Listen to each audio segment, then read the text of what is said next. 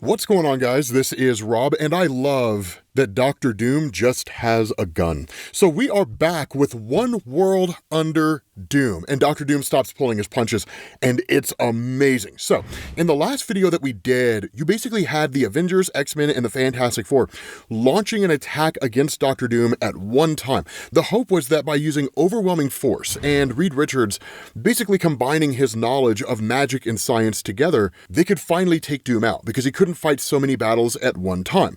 Doom helped them to understand the error of their ways, and he still is, because what goes on is you switch over to Valeria Richards out in Arizona alongside Franklin and the children of Ben Grimm, who were kind of watching all this unfold. And Valeria's sort of been doing that in the background up to this point. In fact, she was kind of the one that was telling us and giving us the play-by-play and illustrating the fact that regardless of how it looked, Dr. Doom was winning, because Dr. Doom was not giving the fight his complete and total attention.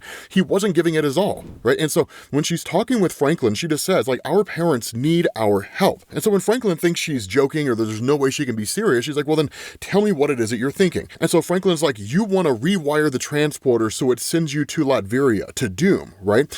And Valeria says, no. She's like, I just want to talk to him, not beam into a battlefield. I need to convince him to stand down because he listens to me, which is true. The connection between Valeria and Dr. Doom is an incredibly significant connection, right? Because Dr. Doom, while she is technically his niece, he almost kind of sees her as like a surrogate daughter in a lot of ways. There are a lot of things that he'll do for Valeria that he just won't do for anybody else. I mean, the girl is named after the woman that he was in love with when he was younger, if that tells you anything. And in fact, he was the reason why Susan was even able to give birth to Valeria in the first place with a happy, healthy baby. And so what ends up happening, of course, is that Valeria and Franklin and Ben's kids, they end up basically going down into like the basement, right, where all the tech stuff is. And Valeria's just kind of like, I need a way to get his attention. She can't just scream, right? She's like, I need a way to get his attention. And so a few minutes later, she's like, done. Because she's Valeria and she's a genius. And apparently in the span of like 2 or 3 minutes, she put together a hypersonic signal transmitter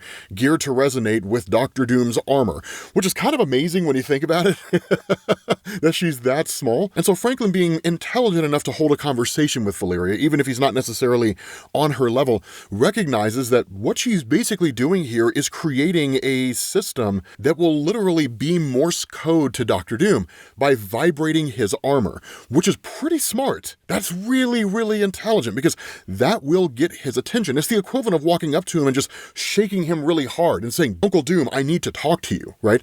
And so the question is, like, what do they say? Like, what's the code going to be? And it's just VAL.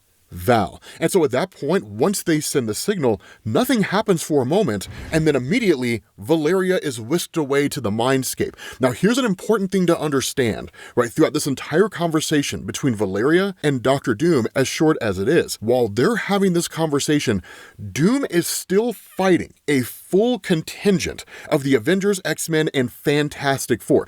That's how capable he is, not just in terms of the power that he now possesses, but in terms of how intelligent he is and how great he is when it comes to battle strategy. And so he just says, it is good to see you, child. You look well. I have received your message. Clever as always.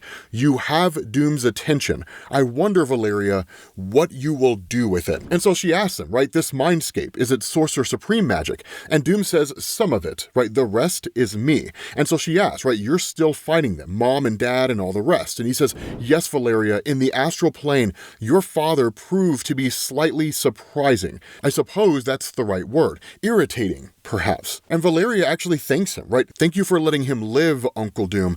And of course, Doom says, I did it for you. Now, here's one of the things to know about whenever it is that the two of them talk, because if you go back and you look at pretty much any conversation between Valeria and Dr. Doom, it always opens up in this same way. Pleasantries, right?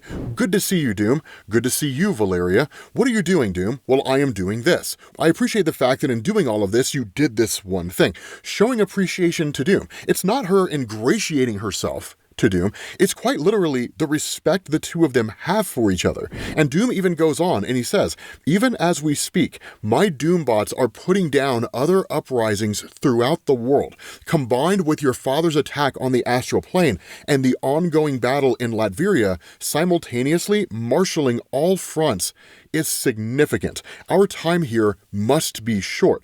But when the world comes to Castle Doomstat intent on destroying me, Doom always has time for his goddaughter. And so he says, you remain the only one who holds Doom's favor, Doom's respect, and Doom's love. But I repeat myself, what do you want, Valeria Richards? And she just says, all of this, right? You said this was for glory, but it's not anymore. Now it's just, what? To prove that you were not wrong? To prove that you're still the best of us? Where does this end? And she just says, Uncle Doom, I want you to stop. And what's really interesting is his response, because it's not some kind of crazy, I'm never gonna stop. I'm not gonna stop until I've taken over the world. It's nothing like that, right? He's just like, I know that's what you want at present, but let me tell you where this ends, Valeria. It ends in victory. Everything has a cost. Everything. And everything truly great costs more. And so Valeria fires back and she says, when this began, you were trying to manufacture consent to win the hearts and minds and moral rights from the governed. But this is not that. This is coercion, and they will never accept it. But Dr. Doom kind of calls her out and is like, what are you talking about? Your entire race, the entirety of humanity is predicated on coercion. He says, they will. The language you speak, the very language you think in, was coerced into your ancestors once. Now you call it your mother tongue. It takes time, Valeria, and that is all. That is true, right? In the face of an overwhelming force that they cannot possibly overcome, what initially starts off as resistance, guerrilla warfare tactics, right? Trying to take that force down will ultimately turn to bending the knee to that force, simply because of the fact that that force that's going against that group of people will be able to outlast those individuals' will to fight, because war is exhausting, right? People get tired of it. They don't want to do it anymore. If for no other reason than just sheer exhaustion, they'll literally lay down their arms. Even the 100 Years' War came to an end eventually. And so Valeria just says, Uncle, please, right?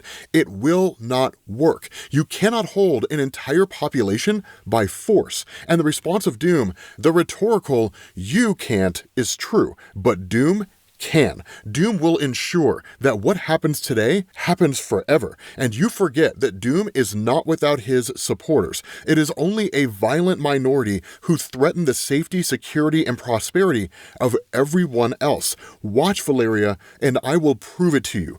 Be well. We will speak soon. And he literally teleports her back and then modifies his armor so that her device will not work again. But there is truth to Doom's words, right? Despite all those regular people out there who rejected the idea that Dr. Doom was actually channeling his own magic and expanding his own magic, basically using the life force of his own Latverian citizens, despite the fact that they despised that, at the end of the day, they didn't take up arms against him. They never actually did anything to engage in conflict with Dr. Doom. Instead, it was all the superheroes jumping in, by the power of good guys, I am offended on your behalf. And that's it, right? It was just superheroes fighting on behalf of the average person.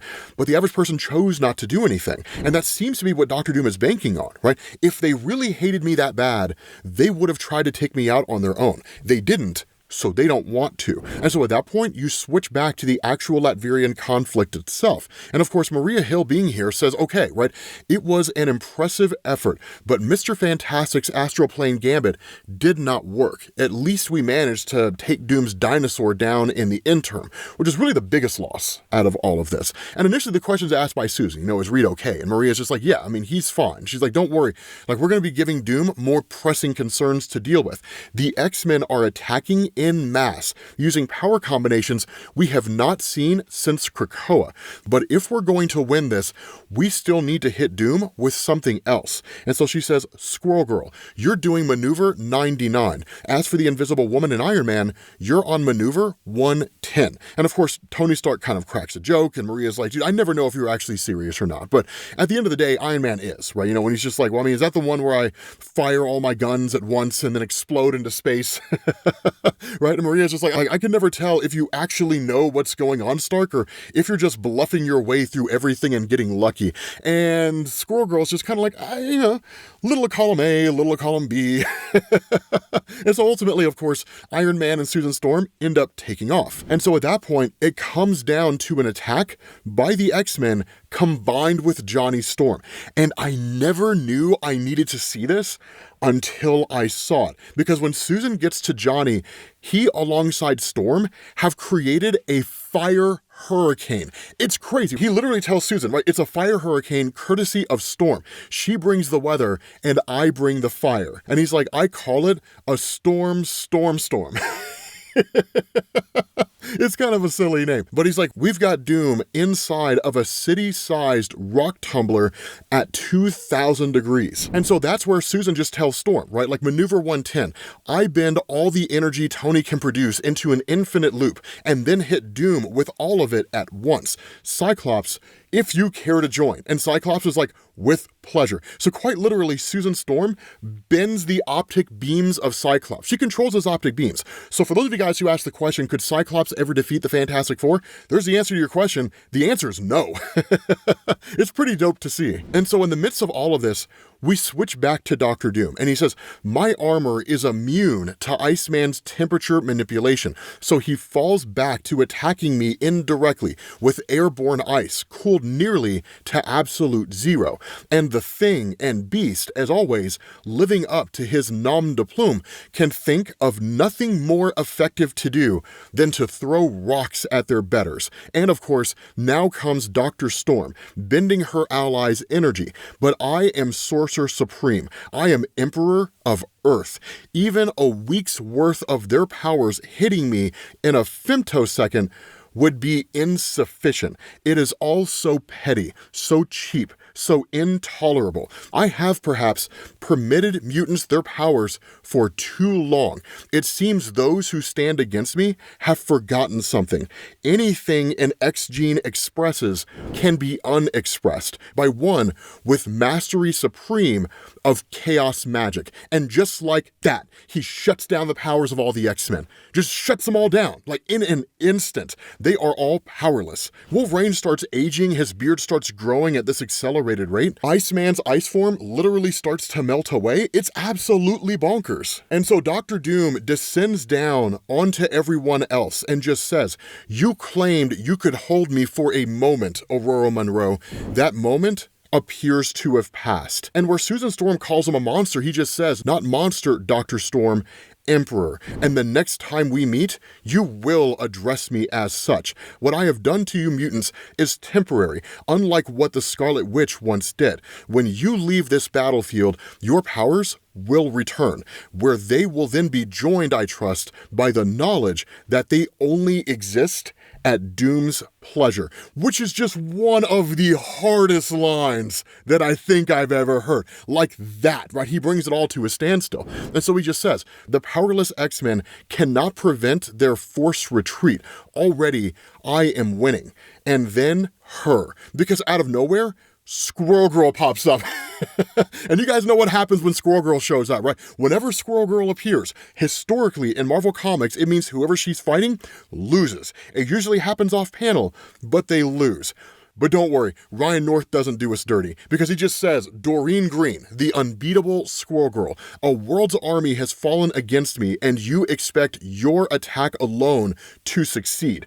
You are a fool. And of course, that's where she just says, like, I don't think so, but we can talk about it later. And she's like, you know what else I am? Maneuver 99. That's the one where I'm a big old distraction from what's going on behind you right now by the mighty aspirants of the first firmament. Because this leads to the other half, right? The other contingent. Because at that point, Dr. Doom says, I left Richards alive, barely. He should be unable to fight, unable to attempt to combine his science and sorcery. And then I see it. Every hero who can produce energy does so. And Susan bends it all toward the shattered hammer, Stormbreaker. And Reed Richards is magically imbuing all of their abilities into a single item. It is unprecedented. And so at that moment, Ben Grimm reaches down and picks up Stormbreaker. Now, here's the funny thing about this. He says, would you look at that, right? It turns out Aunt Petunia's favorite blushing blue-eyed nephew is worthy after all. And he's like, this is for messing with me and my family, Vic, and I know you know what time it is, right? And literally takes the business to Dr. Doom and clocks this guy with this hammer and sends him flying, right? Sends this dude flying, like, for a moment. Because at that point, Iron Man is like, did we win? Did we take him out? And Susan is just like, no.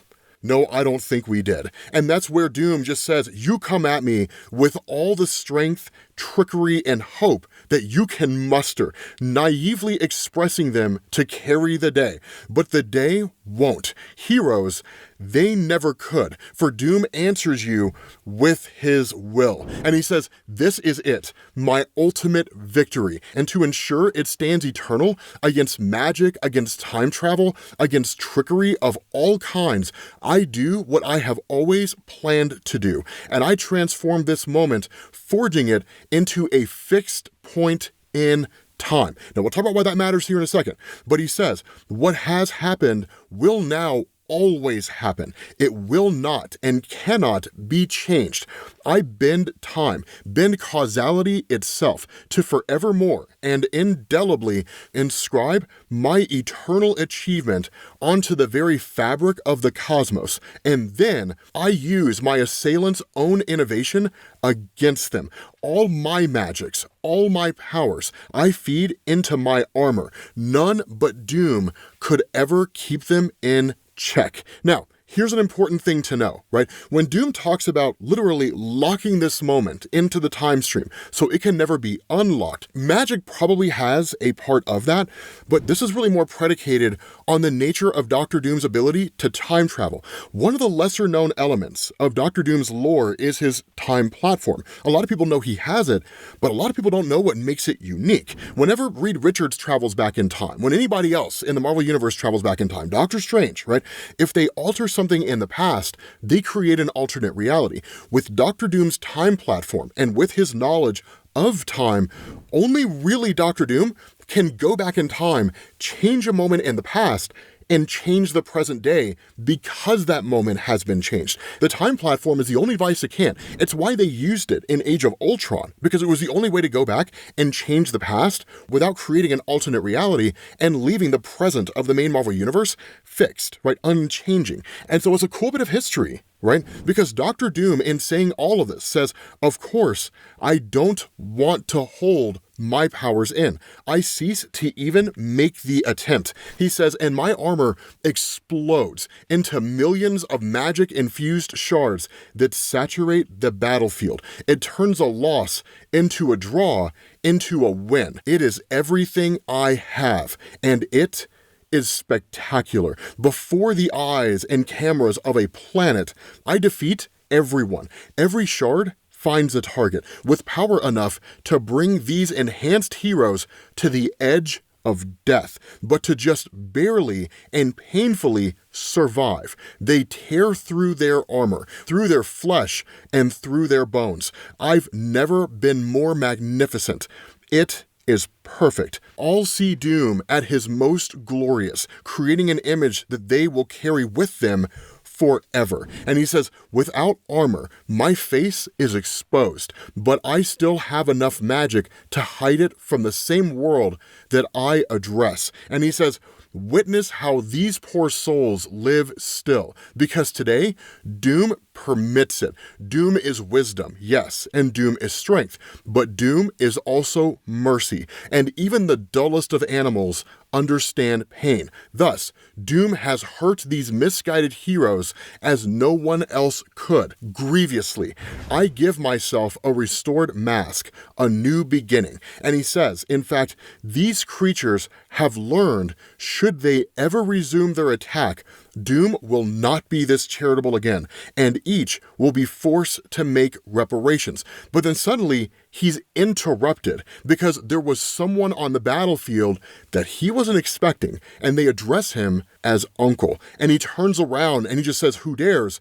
And then realize what's happened. Because in this blind assault on the entirety of the superhero community, Dr. Doom failed to realize Valeria had teleported to the battlefield, and Victor Von Doom has unintentionally killed his niece. With that being said, guys, we're going to bring this to an end because the real question you have to ask here is, now that his sister is dead, what's Franklin going to do? What happens when Franklin flips his shit? Because I am excited to find out, man. Ryan North, please don't let us down. Please don't let us down. Anyway, guys, we're going to bring this to an end. Hopefully you guys enjoyed this video. If you did, drop a like. Make sure you guys hit the subscribe button. Thank you all for watching, and I will catch you all later. Peace.